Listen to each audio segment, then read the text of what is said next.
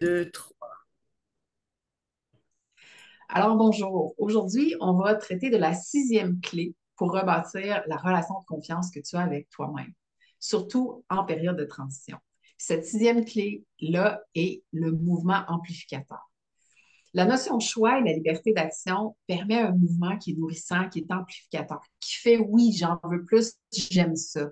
Puis en période de transition, ben, retrouver ce mouvement-là est critique. Parce que c'est ça qui te donne le goût d'essayer encore, de faire le prochain pas, d'aller vers quelque chose de nouveau, de différent, qui va peut-être créer quelque chose d'intéressant.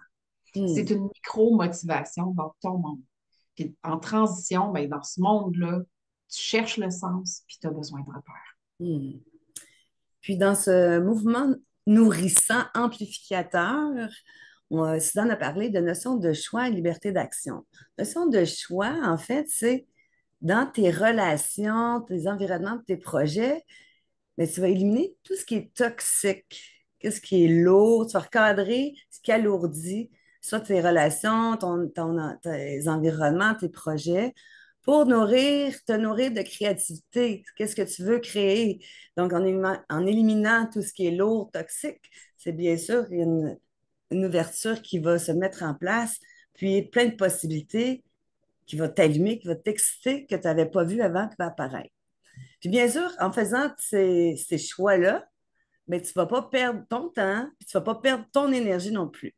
Mais aussi, tu vas pouvoir poursuivre ce qui nourrit ta présence, tes forces, ton je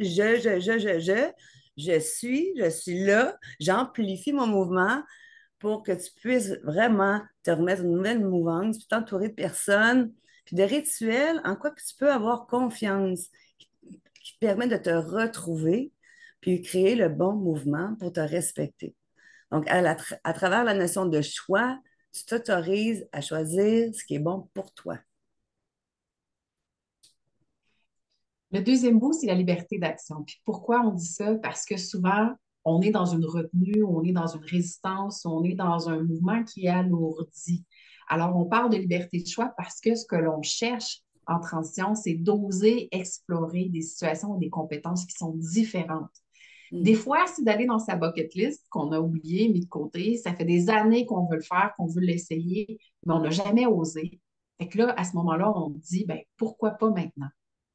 Puis l'autre élément, l'autre bout, c'est ce que la vie nous amène. C'est des surprises qui tout d'un coup apparaissent sur notre route, puis c'est des imprévus qu'on n'a jamais même imaginé.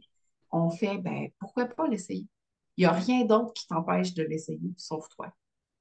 Puis des fois, ben, la vie met les bonnes choses sur notre route au bon moment. Donc, ça vaut la peine de l'essayer. C'est à travers de cette liberté d'action-là, ce oser-là, que tu te permets d'explorer de nouvelles options pour trouver ce qui est bon pour toi, mais peut-être aussi trouver ce qui est encore meilleur. Hmm. Fait que c'est ça qui va t'amener à une échelle de plus. C'est pour ça qu'on dit mouvement amplificateur. C'est quelque chose de plus. Hmm. Puis, pourquoi le mouvement amplificateur est un enjeu dans ta transition? Si tu es en transition, il y a forte de chances que ton mouvement a été restreint, puis même ou a été forcé. Quelque chose en toi qui s'est fermé parce que ce n'était pas ce dont tu voulais ou tu avais besoin. Puis en période de transition, on parle de mouvement amplificateur parce que souvent, on a le réflexe d'aller vers ce qu'on a toujours fait dans des moments difficiles. Puis quand on est en train de devenir quelqu'un de différent, bien souvent, ce qui fonctionnait ne fonctionne plus. Ce qu'on savait faire bien et facilement, tout d'un coup, peut devenir lourd et difficile.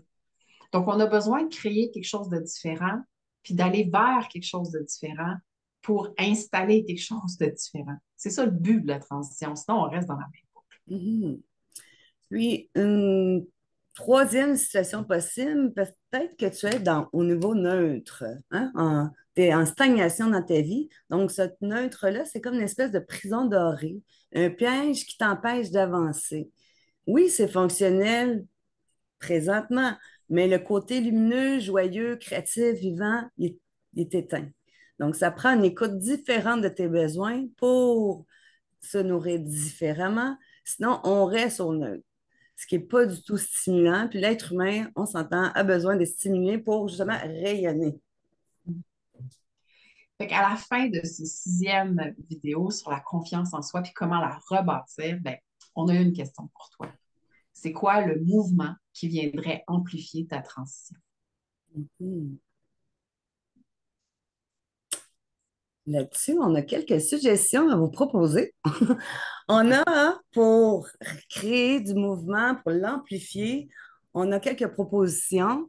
Premièrement, chaque premier mardi du mois, nous avons les rendez-vous Respire pour justement trouver ta présence, te créer un espace-temps pour toi, pour t'enraciner, aller voir qu'est-ce qui est nécessaire pour toi, peut-être des trucs que tu as oubliés, que tu as besoin de remettre en place. Donc, ça, c'est les rendez-vous Respire chaque premier mardi du mois.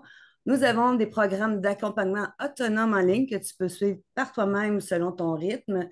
Bien sûr, des coachings individuels avec moi et Suzanne on adapte selon tes besoins, bien sûr, et parfois, on fait des événements ponctuels développés autour d'une thématique. Donc, pour toutes ces propositions-là, on vous invite à aller voir notre site Internet au www.tonspace-transition.com. Puis, on vous souhaite un bon et magnifique mouvement amplificateur.